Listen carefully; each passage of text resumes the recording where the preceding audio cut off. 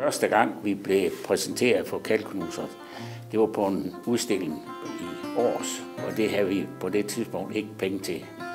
Så mødte vi Charlotte nogle år senere, også på messen i Aars, og hun havde et helt andet tilbud.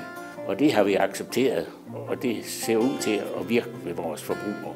Nu synes vi jo ikke, at det er hårdt her, men vi var nok skeptiske på, om sådan noget system bare ved, at det kunne virke.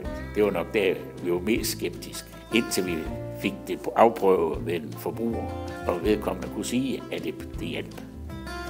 Så ændrer vi lidt mening på det grundlag. Jamen, vi er jo nok blevet overrasket over, at ved at sætte sådan to af noget, eller hvad I kalder det, på røret, at det tager det. At det ikke har forbindelse med vores vand, jo. Det er der mange, der har været i tvivl om. Det er jo, hvad sker der nu? Alle mineraler i vand, er det nu væk, når I sætter sådan noget på? Men det er det jo ikke, fordi det har jo ikke berøring med vores vand.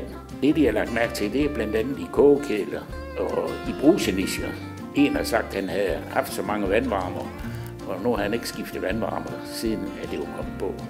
Der er jo ikke sket noget ved at prøve det. Så vil vi jo opdage, om det virker eller ej.